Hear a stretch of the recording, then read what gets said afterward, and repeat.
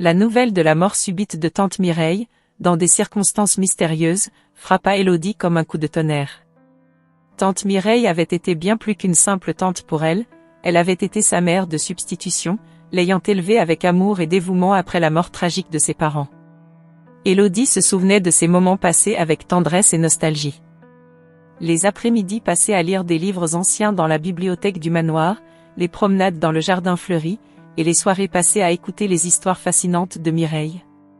Tout cela semblait désormais appartenir à un passé lointain, irrévocablement perdu.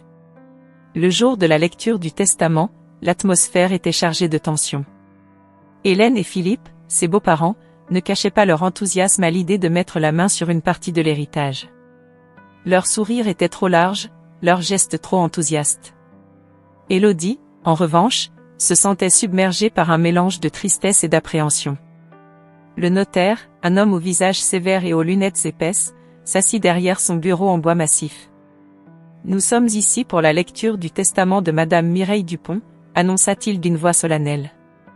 Élodie sentit son cœur battre plus fort alors que l'assemblée se taisait.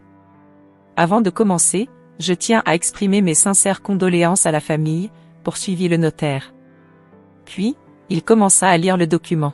« Moi, Mireille Dupont, étant saine de corps et d'esprit, déclare ce qui suit. » La lecture du testament se poursuivit, énumérant des legs mineurs à des amis et à des œuvres de charité. Puis vint la partie que tout le monde attendait. « À ma nièce bien-aimée, Élodie Martin, je lègue la totalité de mes biens, y compris le manoir Dupont, ainsi que toutes mes possessions mobilières et immobilières. » Un silence de mort suivit cette déclaration. Élodie n'en croyait pas ses oreilles. Elle était la seule héritière. Tout le manoir Dupont et les biens de tante Mireille lui revenaient. Hélène, assise à côté de Philippe, devint soudainement livide. Sa peau prit une teinte pâle et inquiétante, comme si toute la couleur avait été drainée de son visage. Ses yeux, autrefois pétillants d'avidité, étaient maintenant fixes et froids. « Comment est-ce possible ?» murmura-t-elle, incrédule. Le notaire leva les yeux de ses papiers et regarda Hélène avec un mélange de compassion et de fermeté. « Madame Hélène, ces dispositions sont clairement stipulées dans le testament de Madame Dupont. » Philippe, tentant de masquer sa déception, se pencha vers Hélène et murmura quelque chose à son oreille. Mais Élodie voyait bien que le choc et la colère bouillonnaient sous la surface. « C'est impossible !» s'exclama Hélène, se levant brusquement de sa chaise. « Il doit y avoir une erreur. » Le notaire resta impassible. « Madame, je vous assure que tout est en ordre. Si vous avez des objections légales, vous pouvez les soumettre au tribunal. Mais pour l'instant, Élodie est l'unique héritière. » Élodie, bien que profondément attristée par la perte de sa tante, ne pouvait s'empêcher de ressentir une certaine satisfaction en voyant la réaction de Hélène. Elle savait que quelque chose de sombre se cachait derrière l'enthousiasme de ses beaux-parents, et elle était maintenant déterminée à découvrir la vérité. Alors que la réunion se terminait, Élodie s'approcha du notaire. « Merci, monsieur, dit-elle doucement. Tante Mireille m'a toujours dit que je devais être forte. Je vais honorer sa mémoire. » Le notaire lui sourit avec bienveillance. « Votre tante était une femme remarquable, Élodie. Vous avez hérité non seulement de ses biens, mais aussi de sa force et de sa détermination. » En sortant de la salle, Élodie sentit un mélange de tristesse et de résolution. Elle savait que ce n'était que le début d'une longue quête pour découvrir les secrets enfouis de sa famille et rendre justice à la mémoire de tante Mireille. Élodie se trouvait maintenant en possession d'un héritage inattendu, un manoir ancien que tante Mireille avait soigneusement entretenu tout au long de sa vie. Dès son arrivée à la grande demeure, un sentiment de mystère enveloppa Élodie. Les murs, chargés d'histoire, semblaient murmurer des secrets enfouis depuis des générations. En pénétrant dans le hall d'entrée, Élodie fut accueillie par un silence solennel. Les meubles anciens, les tapisseries usées et les portraits de famille accrochés au mur ajoutaient à l'atmosphère énigmatique du lieu. Elle se sentait comme une intruse dans ce sanctuaire familial, mais la curiosité l'emporta. Elle devait découvrir ce que ce manoir cachait. Après plusieurs heures d'exploration minutieuse, Élodie tomba sur une porte dissimulée derrière une bibliothèque. Avec un peu d'effort, elle réussit à la pousser, révélant une petite pièce sombre. Là, sur une table poussiéreuse, reposait un journal intime. Le cuir usé et les pages jaunies trahissaient son ancienneté. Élodie ouvrit délicatement le journal et reconnut immédiatement l'écriture de tante Mireille. Les premières pages décrivaient la jeunesse de Mireille, mais au fur et à mesure de sa lecture, Élodie découvrit des passages troublants. Les écrits révélaient des conflits amers entre Mireille et Hélène, sa belle-mère. Une inimitié profonde semblait avoir marqué leur relation, faite de jalousie et de ressentiment. Élodie se hâta de retourner chez elle pour confronter Hélène. Lorsqu'elle entra dans le salon, Hélène et Philippe étaient assis, discutant à voix basse. À la vue du journal dans les mains d'Élodie, Hélène se redressa, visiblement mal à l'aise. « Qu'est-ce que c'est que ça, Élodie ?» demanda Hélène d'une voix tremblante. « C'est le journal de tante Mireille, » répondit Élodie, fixant Hélène droit dans les yeux. « Elle y parle de vous, et de la haine que vous aviez l'une pour l'autre. » Hélène pâlit encore plus, mais tenta de garder son calme. « Ce sont des mensonges. » Mireille était folle. Elle inventait des histoires pour se rendre intéressante. « Vraiment ?» répliqua Élodie, en haussant les sourcils. « Parce qu'elle mentionne aussi une tentative de meurtre. Vous avez quelque chose à dire à ce sujet ?» Hélène se leva brusquement. « Tu n'as aucune preuve. Ce journal ne prouve rien. » Philippe, qui avait été silencieux jusque-là, se leva également, posant une main apaisante sur l'épaule d'Hélène. « Élodie, tu devrais laisser tomber cette histoire. Ça ne te mènera nulle part et ne fera que raviver des douleurs inutiles. » Mais la détermination d'Élodie ne faiblit pas, je ne peux pas ignorer ce que j'ai lu. Tante Mireille mérite que la vérité soit révélée. Les jours suivants, Élodie continua à explorer le manoir, à la recherche d'autres indices. Philippe, de plus en plus nerveux, essayait constamment de la dissuader. « Élodie, je t'en prie, arrête de fouiller dans le passé. Ça ne te fera que du mal. » Mais chaque fois qu'il prononçait ces mots, Élodie sentait que quelque chose n'allait pas. Pourquoi était-il si insistant? Que essayait-il de cacher? Un après-midi, alors qu'elle explorait le grenier, Élodie trouva une vieille boîte en bois. À l'intérieur, parmi des lettres jaunies et des photographies, se trouvait une lettre scellée. Elle reconnut immédiatement l'écriture de tante Mireille. Tremblante, elle ouvrit l'enveloppe. La lettre contenait des accusations graves contre Hélène, affirmant qu'elle avait tenté de la tuer pour s'approprier sa fortune. Élodie sentit son cœur s'emballer. Les pièces du puzzle commençaient à s'assembler, mais elle savait que ce n'était que le début. Pour obtenir justice pour tante Mireille, elle devait continuer à creuser, malgré les menaces et les obstacles qui se dressaient sur son chemin. En descendant du grenier, Élodie se prépara à une nouvelle confrontation avec ses beaux-parents. Mais cette fois, elle savait qu'elle devait être prudente. Hélène et Philippe avaient déjà montré de quoi ils étaient capables, et elle devait être prête à tout pour découvrir la vérité. Ainsi, Élodie se retrouva seule face à un passé sombre et complexe, déterminée à percer les mystères du manoir et à faire éclater la vérité, quoi qu'il en coûte. Élodie se réveilla tôt ce matin-là, le cœur lourd mais déterminé. Le manoir de tante Mireille, avec ses allures gothiques et ses recoins mystérieux, avait encore beaucoup à révéler. Elle était convaincue que quelque part, cachée dans ses murs, se trouvait la clé pour dévoiler les véritables intentions de ses beaux-parents Hélène et Philippe. En explorant une fois de plus les pièces poussiéreuses et les corridors sinueux, Élodie tomba sur une vieille bibliothèque en bois massif.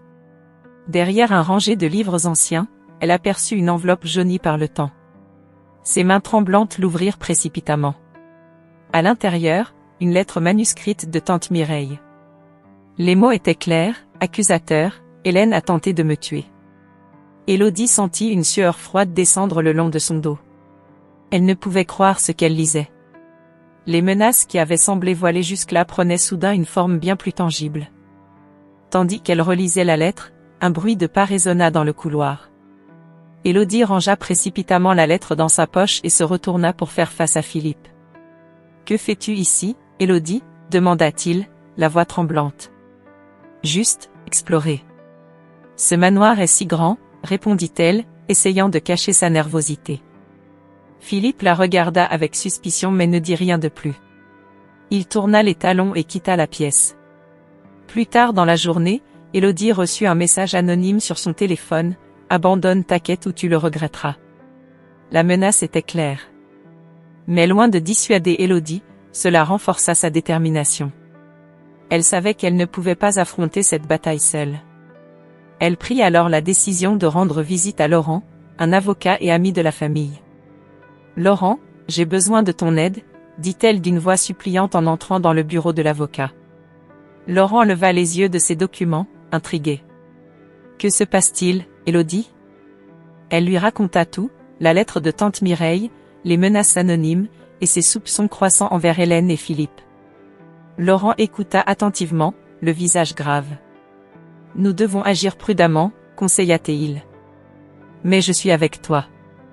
Nous découvrirons la vérité ensemble. » Avec l'aide de Laurent, Élodie commença à examiner les documents financiers et les transactions passées de la famille. Ils ne mirent pas longtemps à découvrir des irrégularités flagrantes. Philippe avait falsifié des documents pour détourner des fonds de l'héritage de tante Mireille. « Comment ont-ils pu faire cela ?» murmura Élodie, incrédule. « La cupidité pousse parfois les gens à faire des choses impensables, » répondit Laurent. Pendant ce temps, au manoir, Hélène et Philippe commencèrent à se disputer de plus en plus violemment. Élodie les surprit un soir, leur conversation révélant des failles dans leur complot. « Tu ne comprends pas. Si Élodie découvre tout, nous sommes finis, » cria Hélène.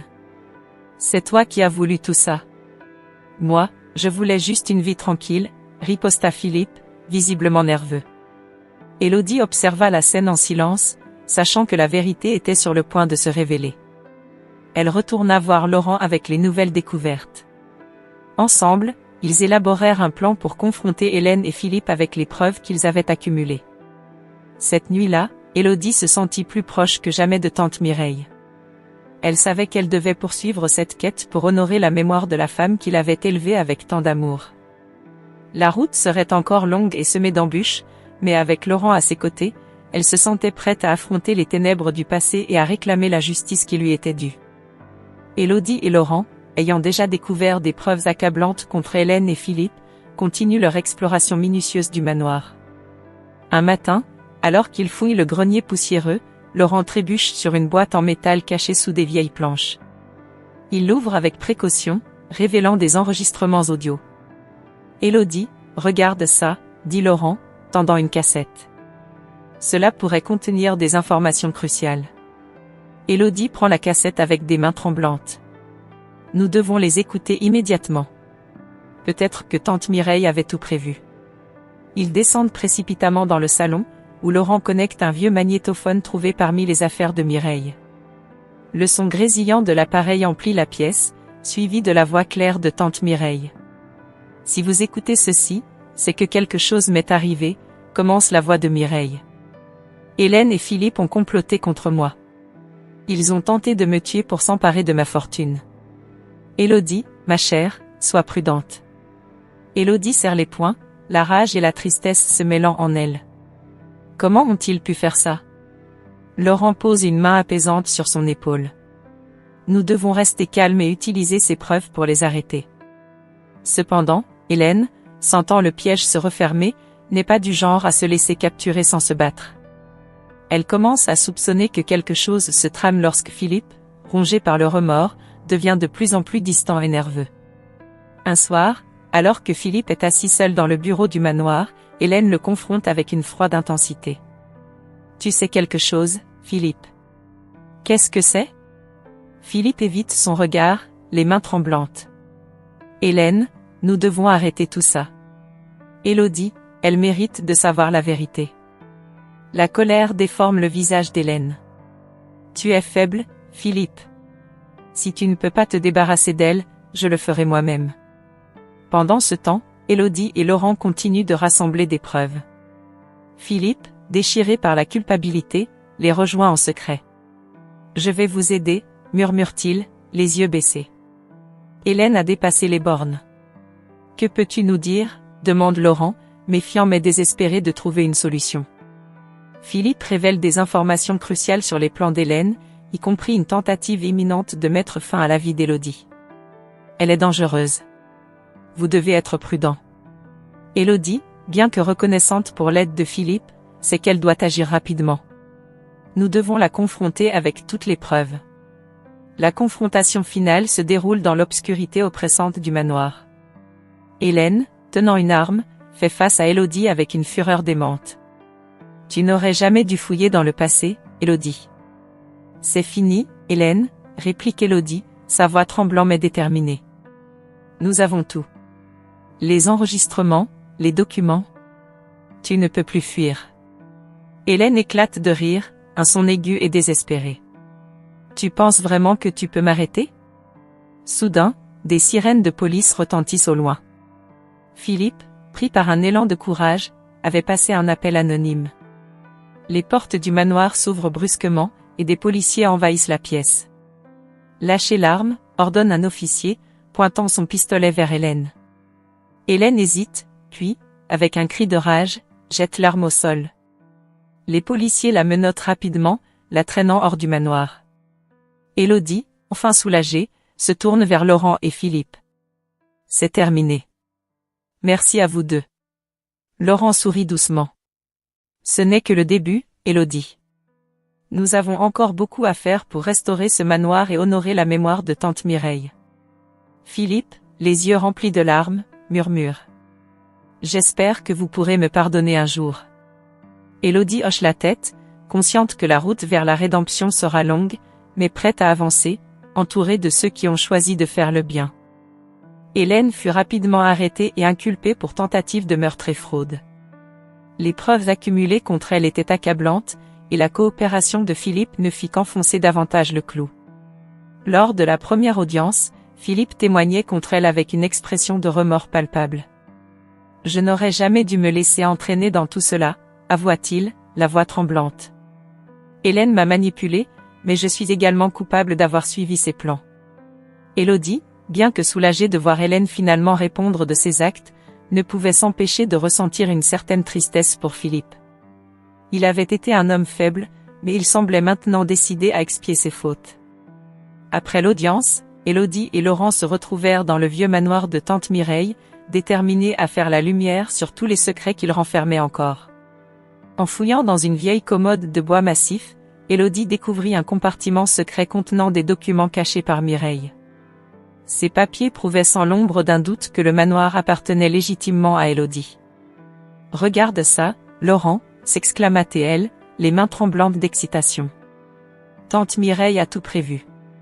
Elle a tout fait pour protéger ce manoir et notre héritage. Laurent, toujours à ses côtés, analysa les documents avec soin.